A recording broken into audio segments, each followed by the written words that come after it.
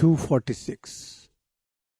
यावानर्थ उदपाने यावानर्थ उदपाने सर्वतः सम्प्लुतोदके सर्वतः सम्प्लुतोदके तावान् सर्वेषु वेदेषु तावान् सर्वेषु वेदेषु ब्राह्मणस्य विजानतः ब्राह्मणस्य विजानतः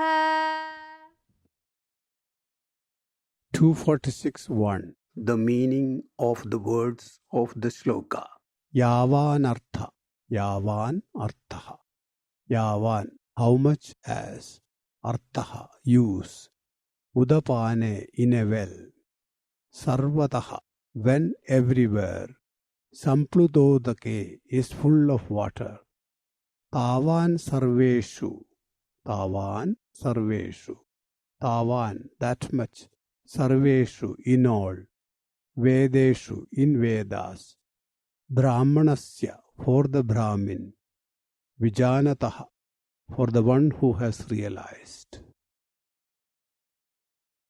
246.2. The meaning of the shloka. For the Brahmin of realization, all the Vedas are only of that much use as water in a well when everywhere is flooded. 246.3. Bhashya.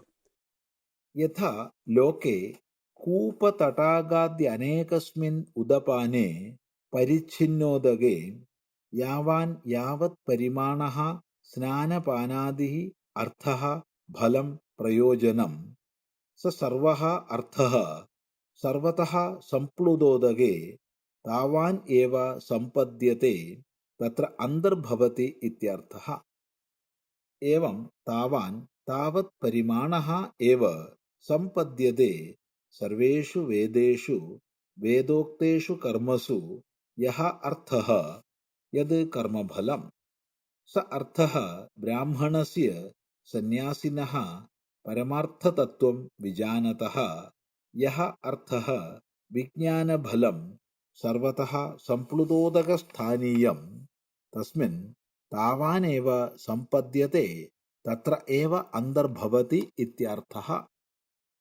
सर्वं तदभिसमेति यत्किञ्च प्रजाः साधु कुर्वन्ति यस्तद्वेद यत्सवेद इति श्रुतेः।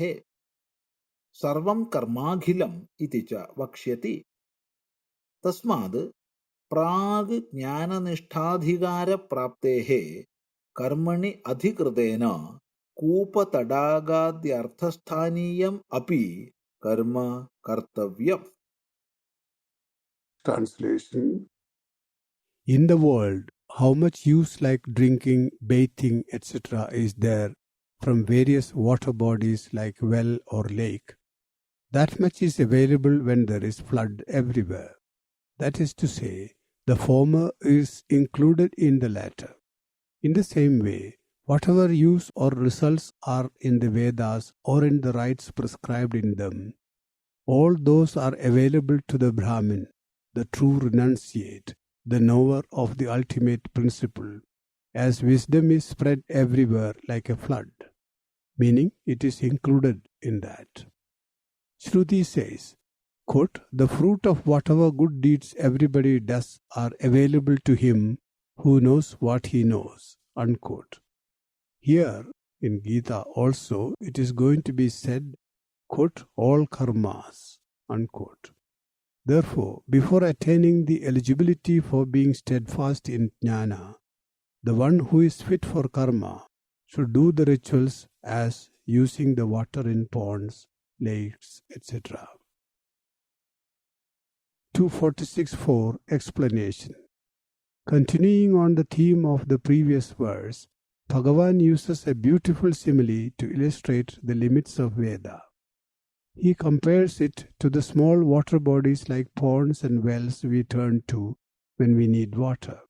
But when it is flooded everywhere, we have no need of them. Likewise, the jnani is in no need of Veda and Vedic rituals because for him The whole world is flooded with the water of knowledge. He has risen above the Vedas. 246.5.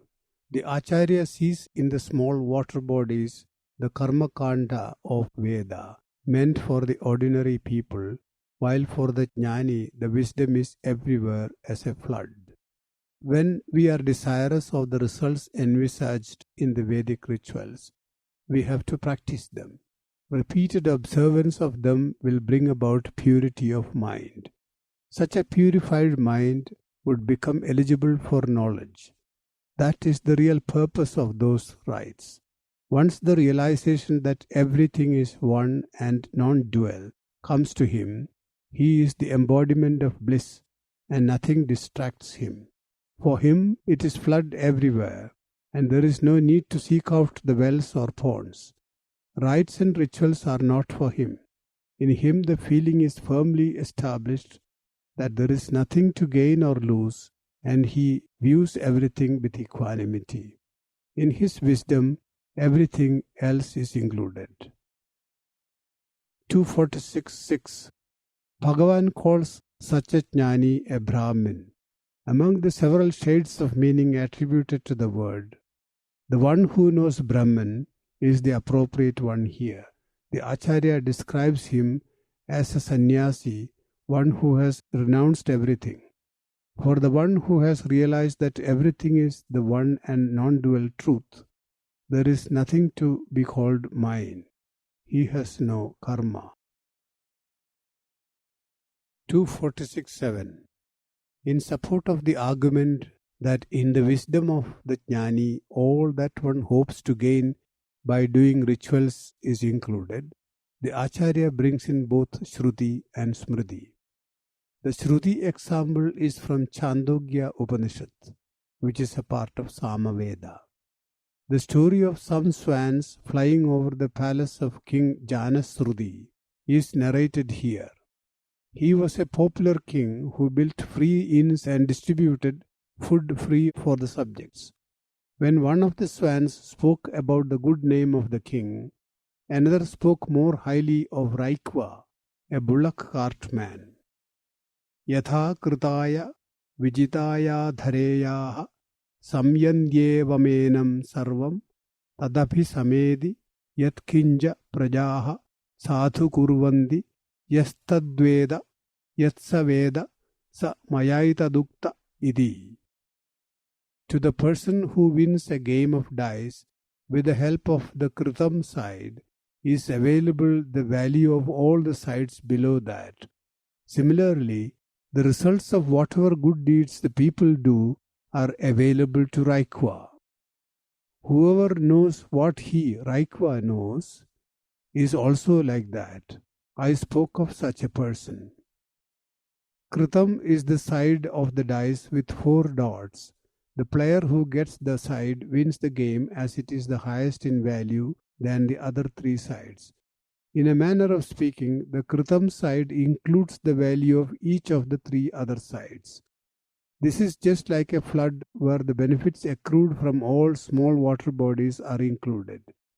Likewise, the knower of truth is above all finite rituals and all the benefits from them are available to him. Similarly, as a knower of truth, the results of all the good deeds done by the people are available to Raikva, a bullock cart man. Any other person who knows what Raikva knows has also the same advantage. A footnote here. The swan says this within the earshot of the king to make him realize that ordinary folks like Raikva may be the knowers of truth.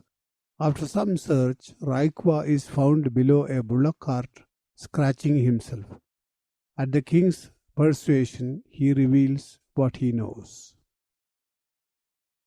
246.8. The Smriti example is from Gita itself. Sarvam karmakhilam partha jnane parisamapyade. 432. Hey Partha, all karma culminate in jnana. The jnani has everything, and he is not interested in rites and rituals. But before reaching this state, all have to observe their dharma and do their ordained karma. Till the water is flooded everywhere, we have to depend on the wells and ponds.